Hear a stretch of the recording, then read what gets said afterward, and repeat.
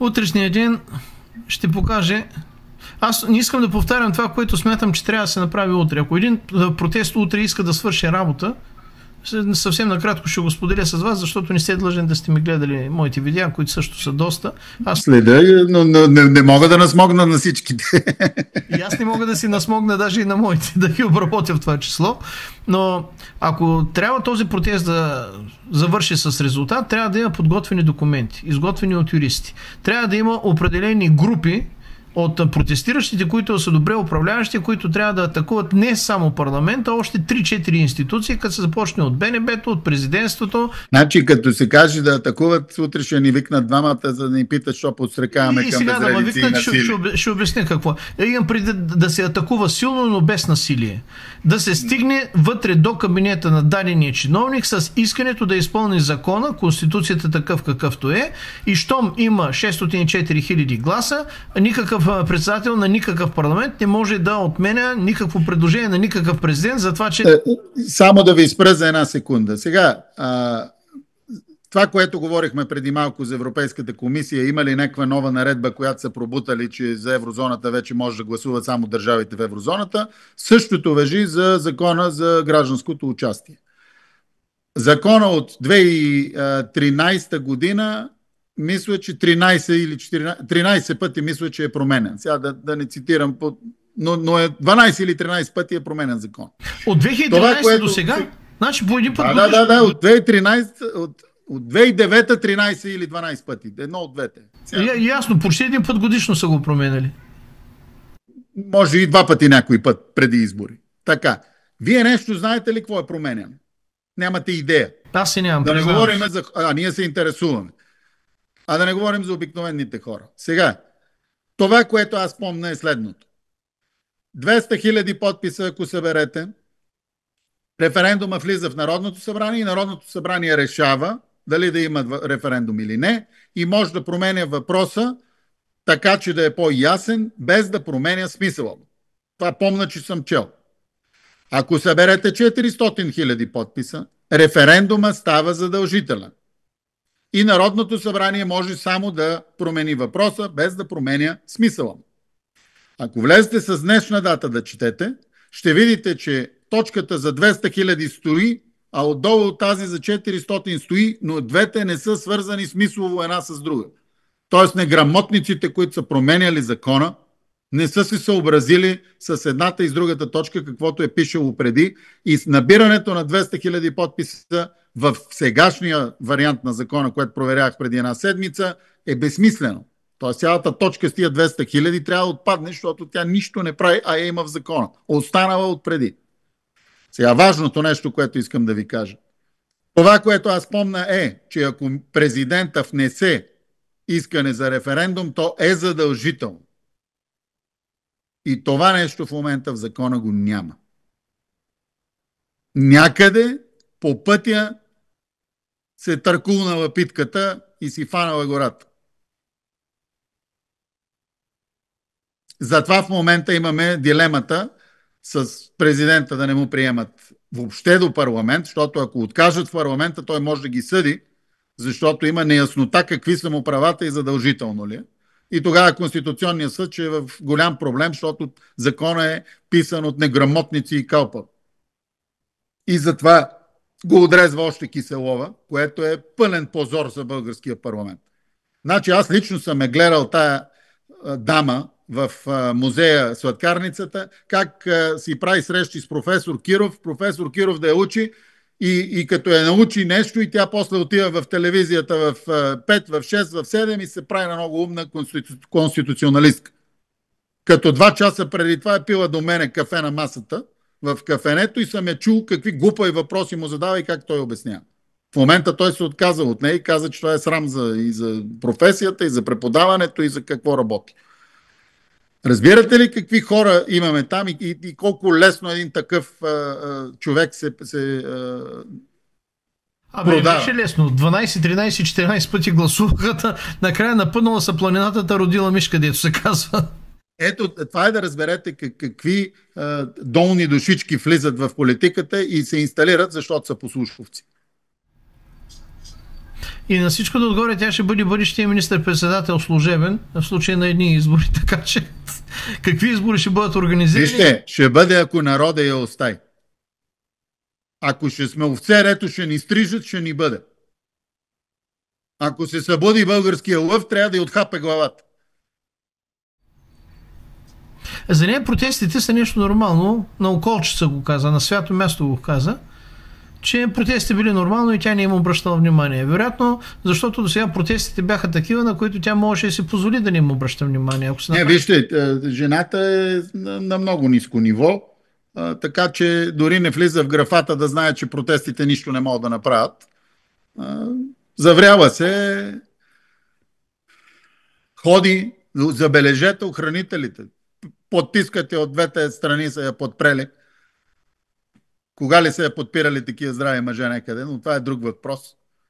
Взела се на сериозно. От кой се пази? Смешка. Третото лице в държавата след президента и министър-председател. Все пак. За това съм ви казал, че ние трябва да си пренаправим Конституцията по друг начин.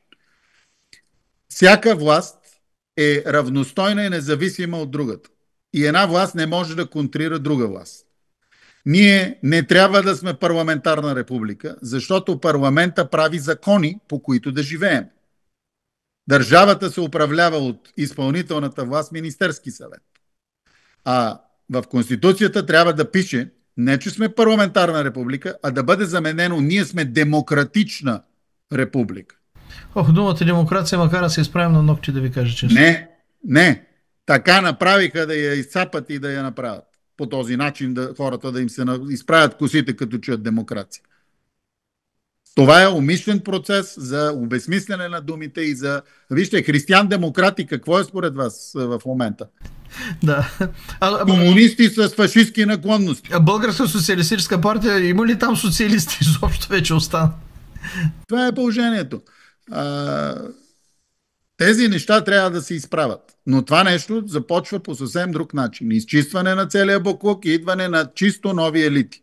Чисто новите елити ще отнеме между 10 и 20 години да се появят в Европа с изчистването. Колкото по-бързо стане, толкова по-добре.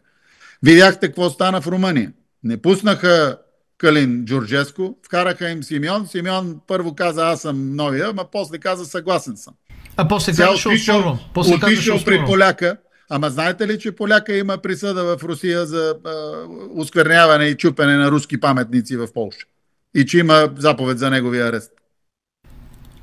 Ако го е правил, то си заслужава такава заповед. И днес в едно предаване го казах това нещо. Да ходят тия от ПП-тата и ДБ-тата да целуват ръката на руската посланничка, задето не е докладвала да почне съдебно дело за тях за свалянето на паметника на руската армия. Сега, аз не защитавам паметника, трябва ли да стои там или не. На мене лично ми пречеше, защото имах огромен апартамент там и като си седна в кабинета и погледна през прозореца, го виждах Алешата с автомата на средата на прозореца си. И спирам до тук. Не е моя работа да кажа трябва ли да се свали или не. Мога да кажа свалете го без да обяснявам защо. И ако хората гласуват да се свали, го сваляме. Ако кажат не искаме да го сваляме, защото му пречи на гледката на един човек, няма да го свалят. На някой може и Витуша да му пречи на гледката. Пак повтарям, да ходят да й целуват ръка за това, че не е докладвала да почнат дела и да ги осъдат за това, че са свалили паметник. Не казвам трябва ли да е там или не в момента. Казвам, че трябва да питаш хората. Ако хората кажат, че не го искат, а не някаква група, която представлява някакъв малък процент от обществото, тогава да. Ето това е демокрацията. Ние с един повече сме казали да се свали, сваля се и приключи въпрос. Вие с един повече сте казали, че трябва да остане, остава и приключи въпрос. Това е демокрацията и който не го разбира, много жалко за него. Това на български се казва вишегласие. Имаме си българска дума за тази работа. Вишегласието е хубава дума. Тоест, вие утре ще бъдете... Значи няма да ме видите с микрофона да правя лозунги и да. Естествено, че ще бъда, защото на всички протести хода. Аз също искам да призова всички, които могат наистина да бъдат утре и наистина да направят това, което трябва да бъде направено, а не това, което се говори на трибуните. Защото утрешния ден може да произведе резултат. Извинявайте, когато тръгнаха отровното трио, като се появи, на сутринта се чу, че нещо ще става, тия се появиха в 3 часа с един червен камион, с говорителите, с микрофони и на другия ден почнаха да раздават и фанелки. Ето това се нарича бързо яхване на протестите. Оперативни хора. Може да им се завиди на организацията. Наистина. Знаете ли, има един въпрос, който мен лично живо... Извинявам се, а за тия жълтопаветниците и тия другите, дето глупаци са се събрали, да се извинявам, че използвах тая дума пред съда днеска от правосъдие за всички, в протест в полза на еврото. Такива тапанари. Казва се митинг в протест, митинг в полза на еврото. Не се казва протест в полза на евро. Да се научат български да говорят. Протест. Няма протест, който да не е срещу, обаче внезапно се оказа, че... Слушайте, тази история, ние обявяваме протест, ще правиме на еди кой си ъгъл, ще се събираме и на другия ъгъл има контрапротест. Какво е това контрапротест? Какви сте глупости? На бридж ли играеме или на... Counter-Strike, Doom, стрелялки, такива работи. Вижте, нарочно смисъла и значенията на думите се променят, за да няма тежест на това, което значи. Давайте с някакви други неща, че тия повече няма какво да ги обсъждаме. Искам да чуя вашето мнение по един, според мен, наистина интересен въпрос. Вие за себе си, чисто логически, без никакви емоции, чисто аналитично, смятате ли, мислите ли, уверен ли сте, че Бойко Борисов и Делян Пеевски имат интерес от въвеждането на еврото в България и действително го искат? В това число и в лично корпоративното си качество. Ако имат огромно количество пари, едната версия е, че не искат, за да не могат през механизмите, това, което Колю Парамов говори, като влезем в еврото, ще може да ги следим всички мутри и ще фанеме потоците. Така, ако имат незаконни пари някъде, а единия са му ги блокирали, другия си ги инвестирал на такива места, дето да не може да ги пипаме, нямат нищо общо с Америка, с Англия и с Европейския съюз, в това положение те не би трябвало да имат полза. Но има друга гледна точка. Каква им е ползата? Значи, ако някъде са успели да си вкарат парите и вече влезем в еврозоната, ще им е по-сигурно да не може да им ги вземем. Ще могат ли да ги операционализират и да ги легализират? Но най-важното нещо, което, значи първите две неща, които казах, са чисти спекулации. Най-важното нещо, защо тези двамата особено искат да ни вкарат. За да се докопат до 9 милиарда евро, защото те управляват държавата и ще разпределят тези пари. И за да ги докопат, те се съгласяват с Европейския съюз да влезем в еврозоната и цената Европа ще ни вземе 28 милиарда евро такса, ние ще получим 9 за харчене, от които ще си присвояваме през нашите проекти. Ето ви е причината, защото тия компрадори двамата или там всички около тях кликат, искат да се влезе бързо в еврото. Но това е еднократен доход. Ще ни вземат нашите пари, които са събирани в борда с десетилетия.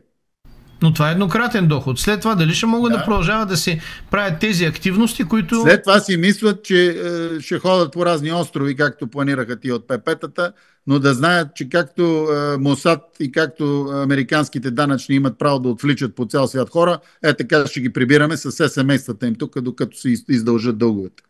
Това ме е мисълта. В такъв случай, ако те не знаят, че няма да има безопасно място, даже от гледна точка на дигиталните пари по света, как ще си операционализират, легализират и осъществяват тези сенчести дейности, чрез които те в момента си правят така? Значи те отдавна вече много са изкарали сенчестите дейности и инвестират в съвсем нормални бизнеси, и акции, и стокове, и бондове. Просто понаучили са се малко. Не забравяйте, че имаха и банки на техно разположение и са вещи в банковото дело. Така че...